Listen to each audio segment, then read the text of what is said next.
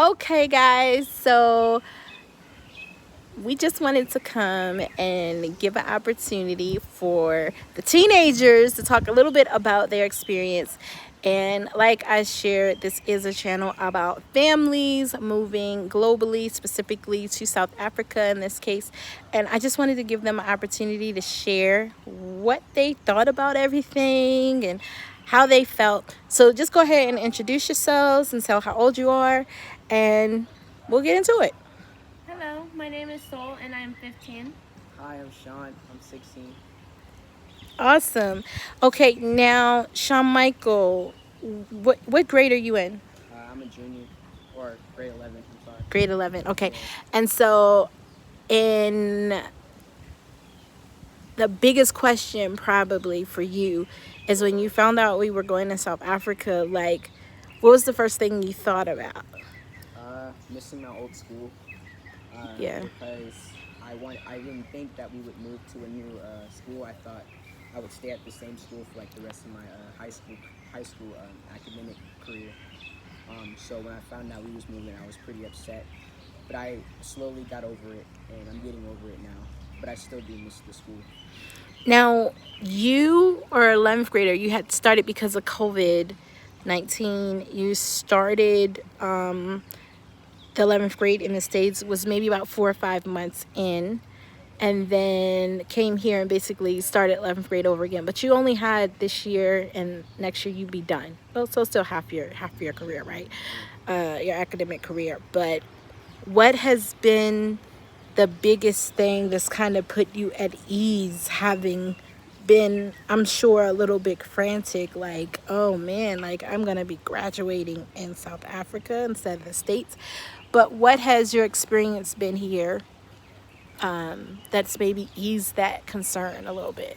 No, well, definitely the classmates in the classroom, meeting new people with different diversity, laughing, joking around sometimes. I mean, being serious, but kind of sharing our different point of views, what we think about stuff, the stuff we've experienced, different memories, different types of foods, especially. That's a big topic. Oh, food. Yeah, Wow, especially. out of everything, food is the biggest topic. Well, it's either that or like different sports, like especially with like the guys in class, the boys in class. We talk about different sports a lot, or music, and just things like that. But that's definitely been like the number one thing that's kind of like calmed me down and not going frantic over exams and things like that. Now, how has that been with being just over the halfway mark? Like you're in your third year of high school, so you know what it's like to be an American high schooler. What things would you say to another teenager who's learning and maybe not as receptive to moving globally, or specifically because you can't talk about other places because you're here? But what is it that you can share that you've noticed is a plus to being here versus in Well, America? typically, well, because normally I'm used to being in the public school system, so it can be quite difficult, even in just any other country. Getting help from teachers. I think that's been one big plus one is getting help from teachers, because in a private school, you're getting more help, you're getting more attention in class. So that's definitely been a huge remark. Sometimes you don't take advantage of it, and I would say, take advantage of the teachers asking you, because you're not going to get teachers in class that are going to say, hey, come see me after school, or hey, let's go over this. So I think, as a student, especially in my position, you should take the time to receive your help from your teacher. I think that's one big thing that I've learned so far. So is that a difference you've seen here? Like, were the teachers not helping as much in the States versus here? Well, Or like, what are you trying to say? they were helping in the states, but the issue was that I wasn't always able to receive help, especially if I was struggling with something. But here, I mean, I'm Why still do you work. why do you think that is? Like, why do you think, like, even when they were willing to help, you couldn't really get it? Well, because they had more students that they needed to help, and so Okay. sometimes I couldn't really, um, not so much get help, but I just didn't have time. And so sometimes I would have to go and study. Like with math, I had to go do the problems by myself or look at videos and stuff like that. Even though I prefer, you know, an actual teacher like helping me and teaching me how to solve it, you know, go through it, learn the concept. But here, I mean, I'm slowly putting it back together. I mean, it's still a challenge. Math is still a challenge, but I'm slowly, you know, kind of getting the hang of it. I mean, there are some differences. But it doesn't, to me, as you know, mom, and watching you guys, it doesn't seem like you hate it anymore. It's like it's a little bit of a challenge, but I'm not just seeing this look of just disgust and kind of defeat sometimes dealing with your some of your harder classes. Yeah, that's definitely been a change. I mean, I'm not gonna lie and say, you know, I love math now because I still have some things with math, but I'm not gonna say that, you know, I haven't been getting the help that I receive, and so I've definitely been, you know, happy to learn more about, you know, math and the things about math, especially here, because, you know, like I said, there is differences. Like instead of a decimal point, they use a comma, or instead of PEMDAS, they use what's it called? Can't exactly remember, but they have a different way of saying PEMDAS. So it's kind of interesting to learn more about different things in math and kind of getting the hang of it and learning more about it. Okay. Now, so how would you say you're in what grade? I am in the 10th grade this year. Okay. So how would you say things are socially? Socially, Like how because you guys are actually going to school. So when we left the States, you hadn't been actually in school for basically a year. You were doing classes, they started back online. So that definitely was a challenge. I feel like the whole house was kind of like stressed out with that, trying to navigate the different classes, the different grades, internet, you know, all of that. And I think that was something that everybody in the house was happy about. How did you what did you think, or how did you feel knowing that you were going to school? What reservations did you had, or concerns did you have? And then what about attending school here versus, it seemed like to me you guys just weren't, you wanted to go to school but you just were not going to class in the US. What made it okay to be like, yeah, we're ready, we're going to school in South Africa versus the US? mainly because of the fact that we've been in the house for literally almost a whole year, and we haven't seen anyone else or interacted with any other persons because of COVID-19. But you had the opportunity to go to school in the US in person, but nobody seemed to be comfortable across the board with that. But then in South Africa, it was like, yay, you know, we're ready. So I guess what I'm asking is, what about here made you feel safe enough to go versus in the States? Well, the thing is that, say for instance, you walk into a store. Like the minute you walk towards the entrance of the store, they make sure that they sanitize your hands and make sure that you cover your mouth with a mask and nose. And the things that I've realized based on what I've just said is that they're more clean in here than they are in America, to be honest. And I'm not trying to shun America because it's still a great country. But the thing is that people haven't really been able to go to school because the minute that schools opens up in America, the rates get higher. But that's because no one's wearing a mask or sanitizing their hands. So the thing is that here, what makes me safer is that people tend to actually care about the others around them, and they actually sanitize. Like in the school that I'm attending right now, you can't just, the minute you come for playing, you have to sanitize your hand. The minute you go to the classroom after sanitizing your hand, you have to wash your hands and sanitize your desk. You have to keep your mask on at all times. You can't touch things that don't belong to other people. They genuinely care about people's safety and health because, matter of fact, the rates here aren't as high as it is in America. So Think of it. So, like, it's interesting that you say that now with everything going on with the South African variant of COVID-19. What do you think about that? Like, does that, when people say, man, you left the States and you went there and now they have a super version of the bug or the virus, what do you guys think about that? Like I when you don't. hear that. The thing about that is that I don't want to say I'm not going to be cautious, but I don't think that's true.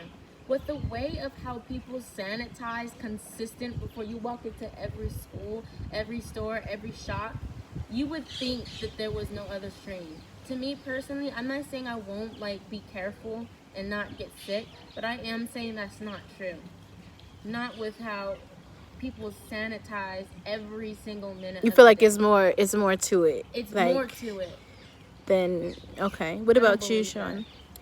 I personally I agree with Soul because I was just asking my science teacher the other day about the COVID-19 cases, and at that time it was only 3,000. It went from about 15,000 all the way down to 3,000, and then it went back down to about 1,078. So they're definitely trying to improve, like the COVID problem, because like in the U.S. there was about 11 million to 25 million cases. So it just got worse and worse because different states, like there were states that were trying to implement social distancing, and then there were states like New York or Maryland, they weren't listening, they weren't following the regulations, and the curfew kept being put down because of it. It kept being made earlier. It went from like Yeah. 9 o'clock to like 5 o'clock because of it. So like I know that here like we were worried for a while because and I think that's for me and I shared that before that that's when I kind of knew that you guys weren't just coming because mom or dad said, but you were excited to go because for a good while we didn't know if we were going to be able to get here because the lockdown happened and for a long time nobody from the states could come in and out without special permission. And so it just was shocking to me that none of this existed. The strand didn't exist, anything. And then all of a sudden they opened their borders for Americans to be able to come. And what do you know? It's a South African variant. Now, some people might say, well, that's because they weren't allowing people to come in and out of the U.S. But the U.S. was still allowing people to come in and out there and go various places. But we noticed drastically across the board a lot of countries stopped allowing Americans to come in. And so I definitely agree that it seemed like there was I don't know what it is, and I'm not a statistician or a scientist, but just my everyday living and interacting with the people in the country and what I see, even when I visited in January, before anybody really knew what this was, and when we came back in March as a family, and when we came back again, me and Dad, in October, it just didn't match up. It doesn't make sense to me. So that I understand. I think the other thing that I wanted to ask you is when I say like socially, what's the interactions like for you in school here? It's amazing actually because back home, in comparison to America and South Africa, um, in America, a lot of people, it's hard to find the people that you truly want to be with.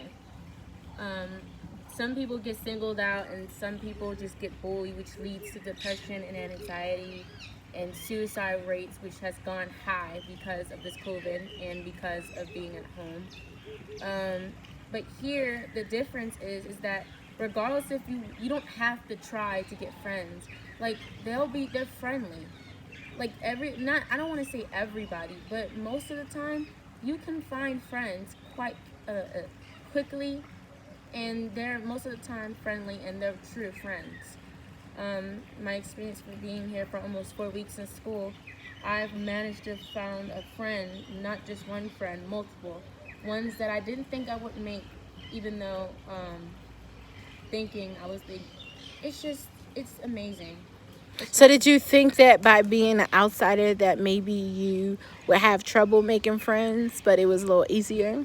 Yeah, because at the time, when you think about it, you're coming to a whole new foreign country that no one knows about you. So you can make up a whole new identity for yourself. But to be honest, you don't have to because everyone here enjoys their flaws. Heck, they'll even make fun of it. Oh, But okay. like no one has to be fake. I mean, I'm not gonna lie. There are still fake people out here, and there's still people who are just generally rude. But you don't get that as much here in these schools, Oh, okay. in the one that I'm in anyway. Okay. Now, you guys are going to a private school. So, for those that are watching, maybe your first time, you may have heard me say this before if you've visited the channel before, but in South Africa, you have to pay for school. Now, there are subsidies or government schools for people that maybe don't have the money to be able to afford private schools. Shawn Michael and Soul go to a private school. It's five of them, all five of the children from what they call double R or double notch, all the way up to 11th grade, and then he would then be going to matric, which is what they call 12th grade. They all attend private school, and that's just under, even with the conversion rate being just under 15 to rand to $1, about $1,600, $1,700 to about $1,800, so under $2,000 a month for them all to go to school. Now, that is quite a big chunk of money, but I don't, that definitely wouldn't have been doable to have private education for all five kids, for us anyway, even as much as we worked in the States. So, what benefits do you think you have versus maybe talking to some of your classmates for people that are here attending public school or government school? Well, one benefit is, like I said before, that you're receiving more attention because there's less students in class, and you can't get away with as much. So Yeah, I noticed a big thing was always asking you guys to do your homework, but since we've been here even just a couple months, it's February, you started the beginning of January, I don't have to say do your homework. It's more so, did you finish, or you're on it, you are pulling your books out, And you're even doing if we things. don't do our homework, like the teachers will literally call home, like, you can't make up excuses, because if you don't bring your books, they'll email your teachers. And Your I parents, mean, really? your peers. I'm sorry. Well, thank God I haven't got any No, emails. because I bring my book. The only thing is that today with our times tables, they're rotational. So like every 2 weeks, and then it switches over back to the. So let's explain to people what you mean by that, because I think Shawn Michael was telling me this the other day. So here they tend to do less, like, weightiness of the schedule. So not that it's not in my examination where it's not thorough, but they tend to focus on what skills and classes are needed for the career path that you're taking when you leave school, or once you finish what they call matric or 12th grade. So how has that impacted you?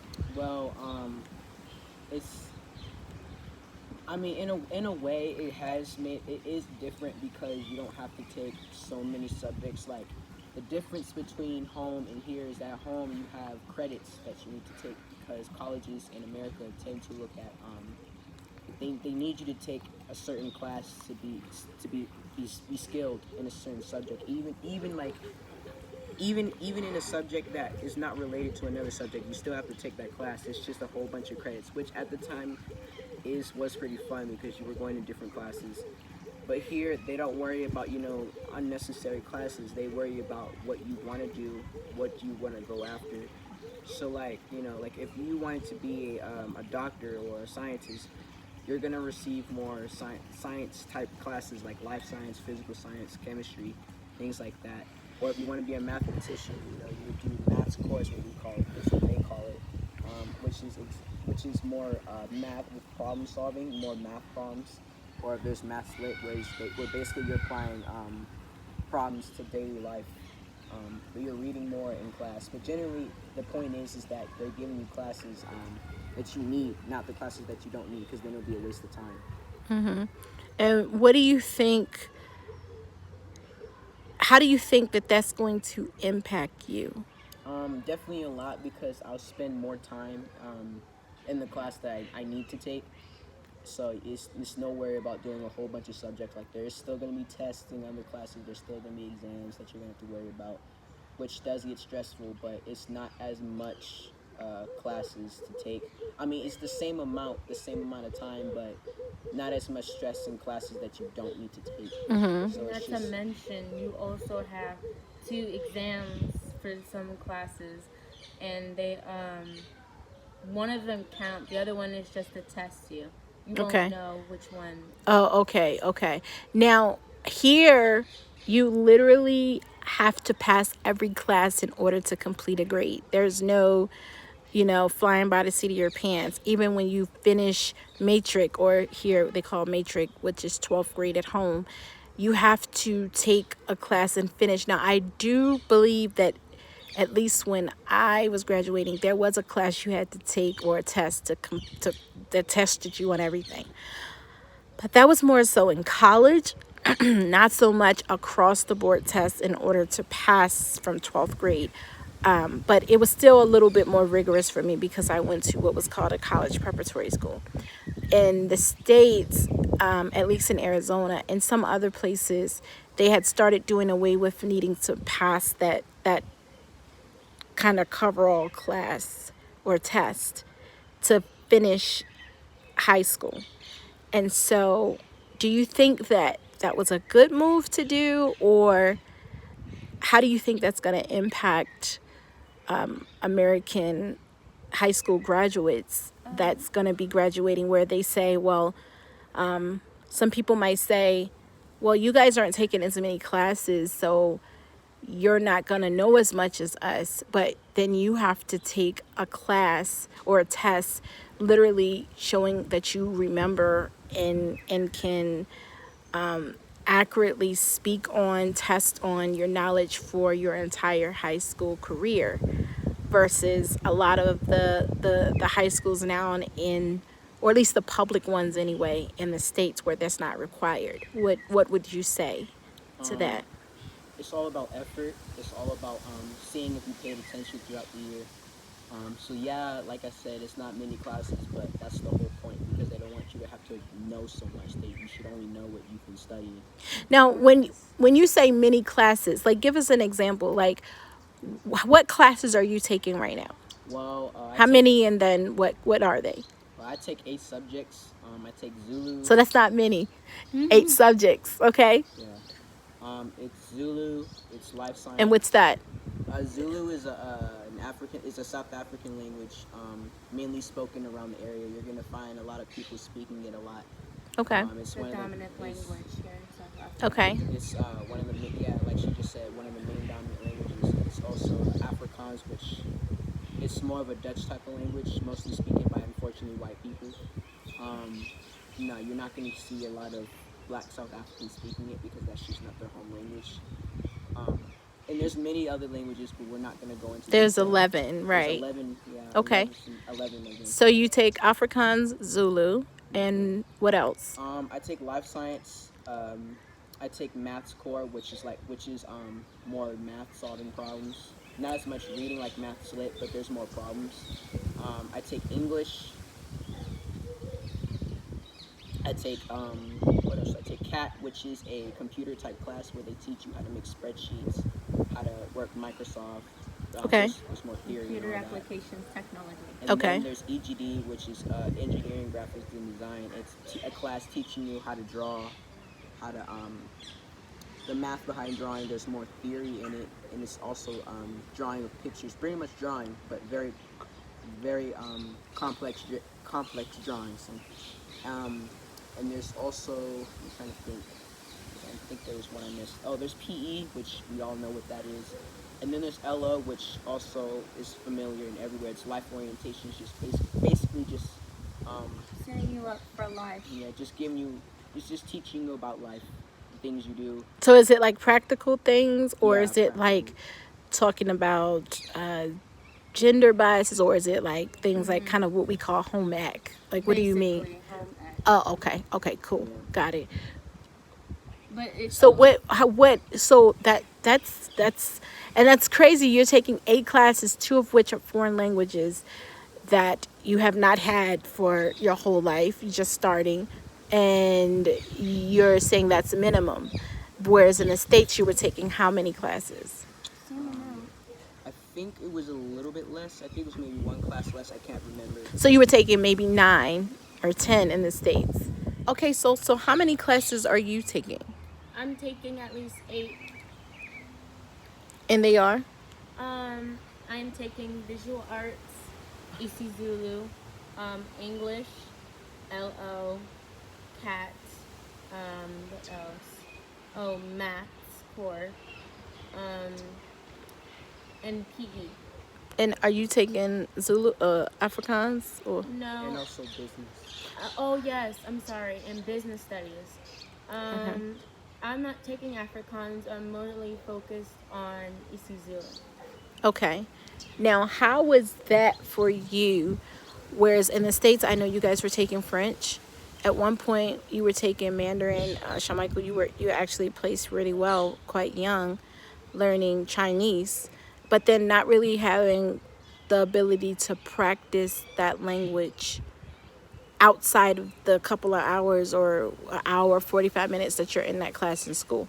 So how is taking for you, Sean Michael, 2 courses in a foreign language going, and how is it different being in a place where you're literally able to go out and speak to your classmates who are fluent in those languages, or potentially go into a store or what have you, having learning that language? How is that different? Well, it gives you more of a chance to practice speaking it, as you just mentioned. It just kind of give you a sense of diversity and why they care so much about speaking the language. It makes you want to learn the language as much as difficult as it can be, especially the words. The first time hearing the words, it can be very challenging, but over the course of time, if you get the hang of it, you continue to study, read books that have as Zulu in the case in it, or when you're typing essays and stuff like that, you generally will pick it up. I mean, it may take a year or so to learn it, but once you become fluent, then you can start communicating, and you won't have to speak as much English, and sometimes, you can say something in a different language just to say it. Have you started trying to do that? Have you started communicating to any of your classmates in either IsiZulu or Afrikaans? No, because I'm just starting, so I'm still trying to get the hang of the language. But I want to. Okay. It's good to speak in another language. It makes your brain practice how to remember a different language. What about you, Soul? I know you really like to read, so I can imagine you probably want to be able to read a Zulu book or something like that. I can't help it because I remember one of the reasons why I want to learn it is because I remember a couple days ago my friends had spoken another language, and I found it fascinating. But the thing is that I couldn't truly understand what they were saying. So then I felt like, oh, so I really need to start learning how to speak it. So, what goals have you given yourself for speaking one of or both of these languages? What realistic goals have you set? Well, I haven't really set a goal, to be honest. But if there was a goal that I would set, it would by the end of like the first term, I can start speaking the basic words, remembering like what hi means, or like a basic sentence like going to the bathroom or going to the store or playing and stuff like that. How to pronounce the word. How to pronounce the words. By the end of this first term, I can start to speak the basic languages and pick up on it as I go. How do you think your younger siblings, you have one who's literally starting his school career in South Africa, being in basically kindergarten and then a first grader. How do you think their experience is going to differ? What do you think they're going to probably be like at 5th grade, 6th grade, 10th grade being here versus you guys? I feel like they're gonna get more, like they're gonna have a better education career, especially because, like I said before, they're getting more attention in class, and they're gonna start getting used to discipline, which is something that we have to focus on in school. Which is not really taught a whole lot in America. I'm not saying that all schools don't do discipline, but I am saying that some schools let people get away with not doing their homework or not caring about their subject or they're taking the time out of their whole life just to make sure that you're getting the education you need. But some kids just don't put up the effort. So Okay. Okay. What has been the biggest thing that's really made you go, yeah, I like being here? I can't really decide, to be honest, between the food and the people, in the house that we live in, which I can't. The house that we are in at the moment will be like hundreds of thousands of dollars in America with the way it looks. But it's only like I can't tell you how much it costs. Yeah, it would like be millions of dollars. Millions. Yeah, absolutely. I shared Millions. that before in a video, and I showed it a little bit, but yeah, even that, like, I love hearing the And birds. the culture and the nature that's here. Like you can get that in America, but it's unparalleled to the ones here. Like right now, you can hear like the birds and stuff. Like you're almost like in a forest. Garden of Eden, Like you yeah. don't get that somewhere in America. I mean, you Unless you're in can. an isolated area, Yeah, or like the forest. like in the country. Yeah. But they're cutting down stuff and ruining things for Building projects. And what's your biggest thing that makes you be like, I'm glad I'm here? The sport, soccer. I told my classmates if I got a chance to play, I would probably play defender. Because, yeah, I like offense better, but with soccer, I'm not as good with shooting the ball, which is what I want to get better with. But every day. every day I've been playing soccer. I play basketball, the soccer ball, and then second break I play soccer. I've been doing that every day, and I've been getting a little bit better, shooting this part of your foot, because that's how they shoot when they are scoring, and then learning how to, fiddle around with your feet and all that. Now, you like sports at home, and you were kind of like tried your hand a little bit at basketball, which you're pretty good at, and you definitely like sports. But what would you say? Because for me, it seemed like you liked it, but when it came down to actually taking the time to learn the technical things, you weren't as committed. But it seems a little bit different now. What's the difference, you think? Well, because I'm not gonna say, oh yeah, it wasn't fun home, because it was, playing basketball, even soccer or even football, any other sport, it's fun playing it, especially for me, because I'm not the just hit a ball type person. I'm more running with the ball, kicking the ball person.